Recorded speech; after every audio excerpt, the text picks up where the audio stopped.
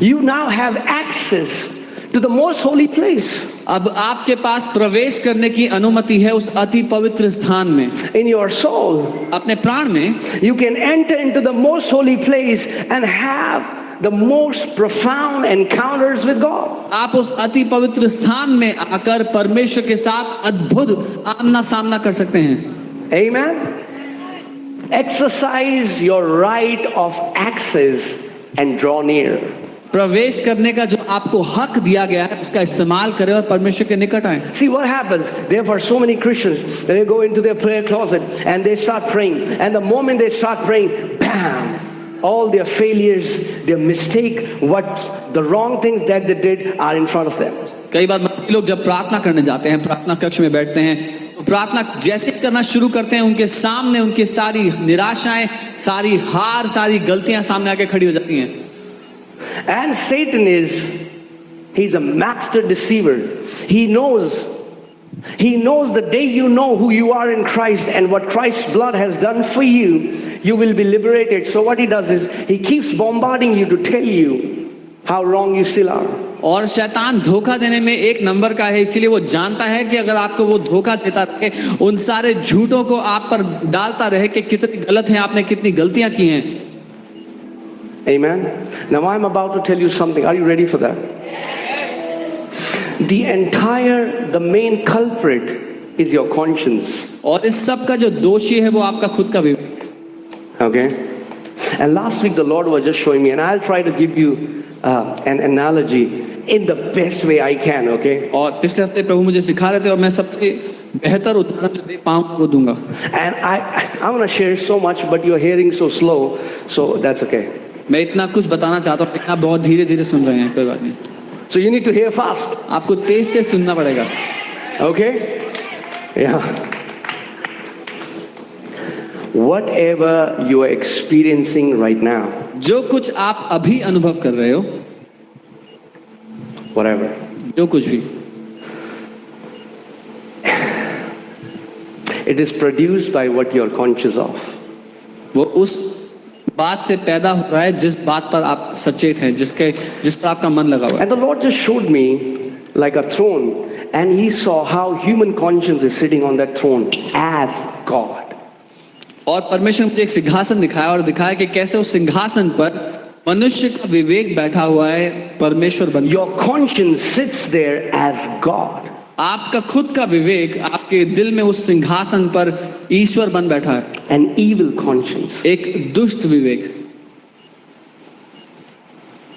Let's read the scripture first. इस वचन को पढ़ते हैं पहले। Hallelujah. Let us draw near. So are you seeing how many times Paul speaks about coming, drawing near, coming to the presence? This is Hebrews 10:22. इब्रानी 10 उसका 22। Hebrews 10:22. It says, "Let us draw near with a true heart in full assurance of faith." तो आओ हम सच्चे मन और पूरे विश्वास के साथ, having our hearts sprinkled from an evil conscience. और विवेक का दोष दूर करने के लिए हृदय पर छिड़काव लेकर। Your conscience is to be sprinkled with the blood of Jesus. आपके विवेक पर लहू का छिड़काव आवश्यक है। Oh man, are you guys with me? Okay. Let me share it this way. You know what Bible call consciousness? It's simply in today's term awareness. Bible जिसको विवेक कहती है वो आज की भाषा में कहे तो सचेतता है आपका। Okay, all right. So wherever your conscience focuses, that's consciousness. जिस बात पर आपका विवेक ध्यान देता है उसी के लिए आप सचेत रहते हैं जीवन में। I want you to see your consciousness as light. और मैं चाहता हूँ आपका जो सचेत रहना है उसको आप एक लाइट देखें। Wherever your consciousness is, that part is highlighted in your life. जहाँ पर भी आप सचेत हैं आपके जीवन में आपको वही नजर आता है। For example, this room is dark. कल्पना कीजिए पूरा कमरा अंधेरा है। Okay? There are speakers here, and you are going there with a torchlight. और यहाँ स्पीकर है और सामान है और आप टॉर्च लाइट लेके जा रहे हैं and you put the light on the speaker. और आपने वो लाइट स्पीकर पे की, What do you see? क्या दिखेगा? Speaker. स्पीकर दिखेगा। Then you took the light there on the chair. What do you see? फिर वहां कुर्सी पे लेगा तो क्या दिखेगा? कुर्सी दिखेगी। So this guy who is holding the torch is actually deciding what you will see. सो ये व्यक्ति जिसने वो टॉर्च पकड़ी है, जिस व्यक्ति ने टॉर्च पकड़ी है वो निर्णय लेता है कि आप किस बात को देखोगे।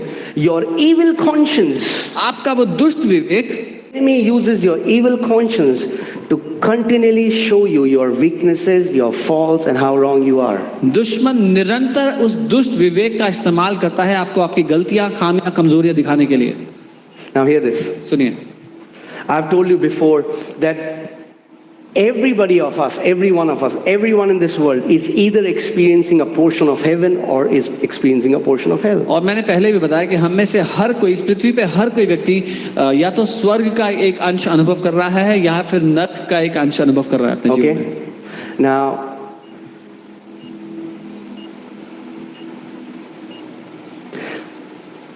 whatever you're experiencing right now, it's because where your awareness is latched into.